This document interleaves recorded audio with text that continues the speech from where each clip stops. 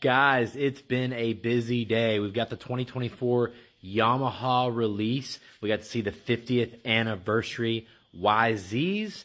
And as we expected, Eli Tomac has announced he is returning to race with Star Yamaha for 2024.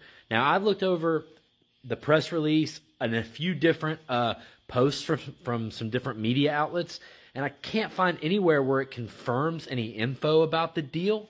But from what we all kind of assume, it's going to be Supercross only with option for outdoors. So, we'll see how it goes. We also don't know how this might affect Webb's deal, if it affects Webb's deal at all.